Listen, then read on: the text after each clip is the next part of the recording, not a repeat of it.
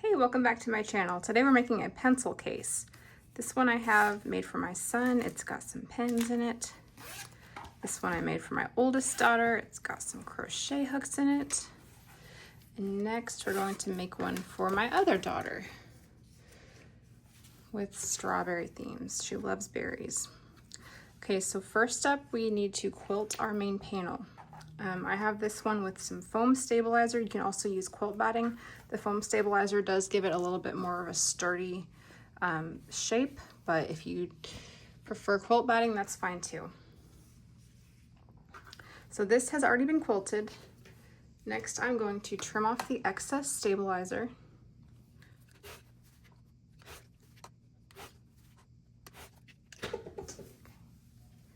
That has now been trimmed down, and next I'm going to trim it down into 2 panels. I did include a template on the pattern which you can use, otherwise you can just measure. I'm just going to measure today. Now I have this trimmed down into 2 panels. This is going to be the outside of the bag.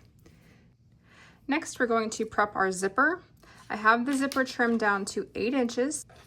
First I'm going to take this zipper over to my sewing machine and I'm going to sew over the open end of it just to keep those together so that it doesn't slip around while I'm trying to install the zipper tabs. And here's how that should look. I just used an 1/8 of an inch seam allowance and sewed those closed. It's nothing fancy, it's just going to keep these together while I install the zipper tabs. Next I have my zipper tabs. I folded them in half widthwise with right sides together and I pressed them just like this. Next we will insert the end of the zipper into the folded zipper tabs and butt that end all the way up against the fold in the fabric and then clip that in place. We're going to do that on both ends.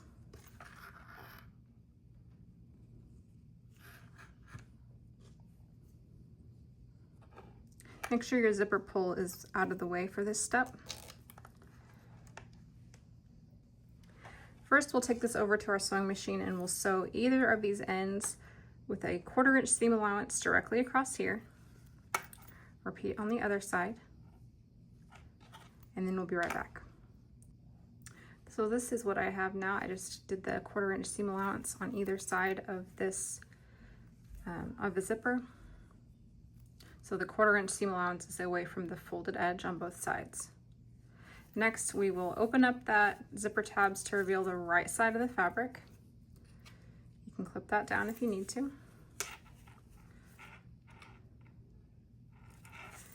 Then we will take this back over to the sewing machine and we will do a 1/8 of an inch seam allowance and top stitch directly on each side next to the folded edge of the fabric. So 1/8 of an inch seam allowance on these sides. This is what it should look like after you finish that top stitching on your zipper tabs.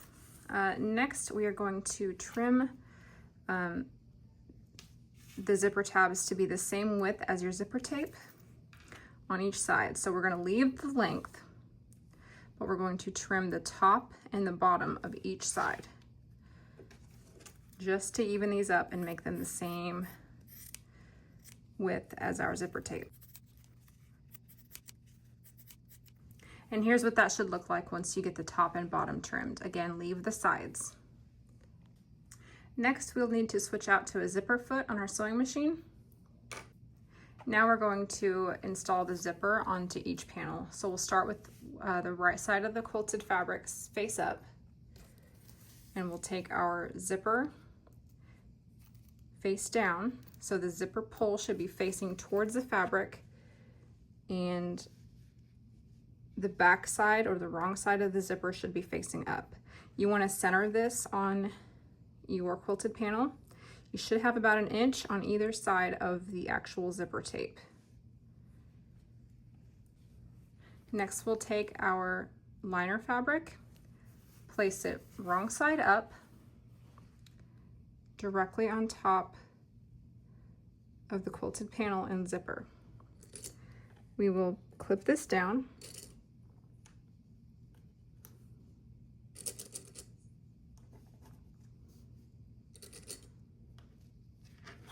take it over to our sewing machine and sew using the zipper foot as a guide. I'll give it about 1/4 inch seam allowance all the way down the zipper side of this fabric. Okay, this is what it should look like once you finish that first seam of the zipper. Next, we will lift this liner fabric and flip it all the way around our piece. And I like to place 3 clips, one on either side of the zipper. And this just holds these layers out of the way. And the third one will be down here. Make sure you pull that liner tight and clip it down here. That'll just hold that liner out of the way. Oh, good grief. Okay, try this again. Pull the liner fabric tight, clip down here, and these 3 clips will just hold that liner out of the way as you go on with the next step. Next is zipper installation part 2. I'm going to take my other quilted panel, place it right side up. This step it looks a little bit different because you already have fabric attached to your zipper, but it's the same steps we did before. We're going to place that quilted panel right side up. We're going to place the zipper panel face down with the zipper pull touching the outer fabric. Line it up neatly with the sides of both quilted pieces.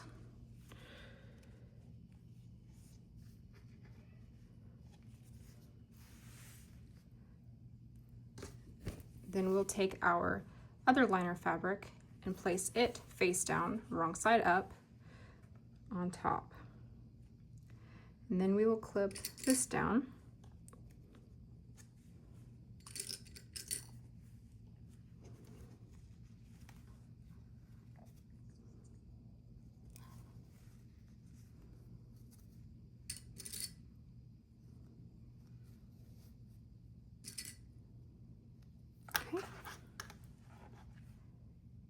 And then taking this back to the sewing machine, we will do the same thing we did before. Using that zipper foot, we'll do 1/4 inch seam allowance all the way down the length of this zipper. Here we just completed zipper installation part 2. Just like before, we will flip that liner back over the piece and have, this is the outside of the bag, this is the inside of the bag. So we'll stretch out those liner fabrics and do the same thing we did before and just pin them down to keep them out of the way for the next step. One on each side of the zipper and one in the center.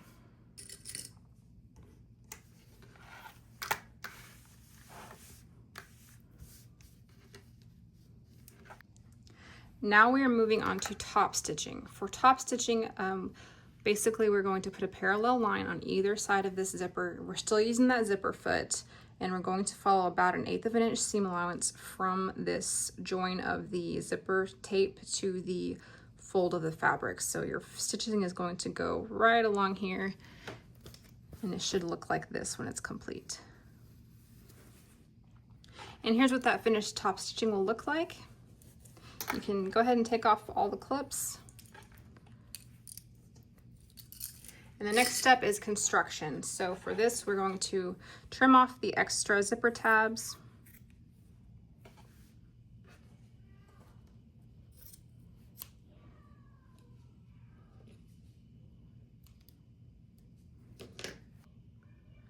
Now we're going to open the zipper all the way. And then we'll separate the fabric layers with the outer fabrics on one side, like this, and the liner fabrics on the other. So we're going to align all these layers and clip them in place. While you're doing this, you want to make sure that your zipper teeth are directed towards the liner fabric. So you want the zipper teeth and the zipper tabs pushed towards the liner fabric.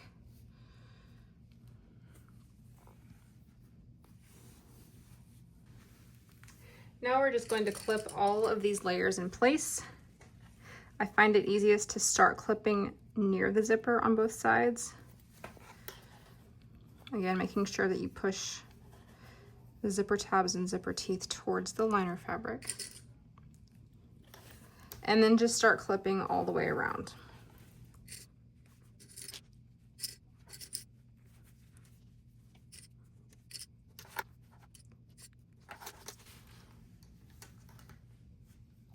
When you get to the long end of the liner fabric, we're going to leave a 3-inch opening so that we can turn the piece right sides out after we finish the construction. So just mark out a 3-inch gap here. And when you start sewing, you'll want to begin on. Next, we're going to sew all the way around the bag using a 1/4 inch seam allowance. I like to start right here on this marked line that we made, back stitch here, work your way around, pivot at the corners. When you reach the zipper, those zipper tabs in place should make it so that your needle of your sewing machine should be well clear of the zipper teeth, so you shouldn't need to worry about breaking a needle. But you do have some thick layers here, so it might be helpful to slow down and use the hand wheel to go over these thicker portions. And then continue on your way all the way around until you reach the final marked line. Back stitch here as well. This is what it should look like when you sew all the way around the bag. This is my 3-inch opening. Next, I'm going to trim all 4 corners at a 45-degree angle, making sure to avoid cutting those stitches. But this will reduce some bulk so that your corners push out really cleanly. And then we're almost finished.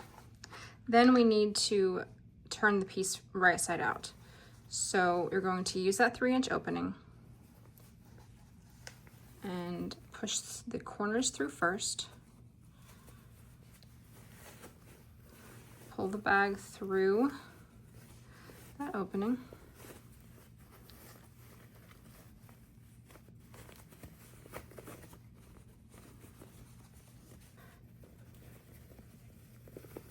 Now that it's mostly through, I'm going to start working on these corners, just push them out with my fingers.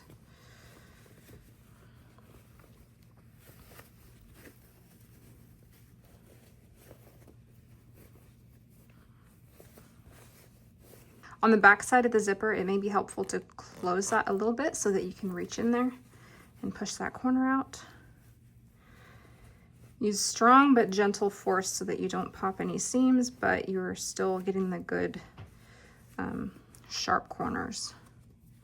And for these 2 bottom corners, I'm going to use my stiletto. You can also use a pen or anything else that's similar. And we're just going to push out those corners. Again, gentle force. We don't want to pop seams, but we do want to make sure there's a nice sharp corner on all 4 sides.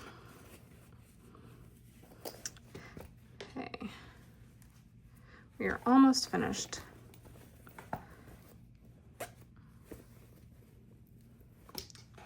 The last step is just to close our turning opening, or the 3-inch opening we left. So we're going to tuck those raw edges into the liner. I like to clip it in place. If you have a hard time keeping those raw edges folded in, you can always take it over to your ironing board and press that so that they stay facing the direction you need.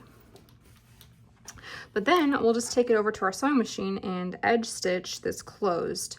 Edge stitching is going to be as close as you can to the fold. Make sure you back stitch at the beginning and end, and it's just going to close that opening. All right, that's what your edge stitching should look like. And that opening is closed. That was the last step of sewing. So now we just need to tuck this liner back into our bag. And that is it. That's your pencil case all finished. This one, maybe I'll store my scissors, stiletto, and fabric pen in there for now. And that will be for my kids back to school. I just made all their pouches for back to school pencil cases. Thank you so much for making this bag with me. I really hope you enjoyed it.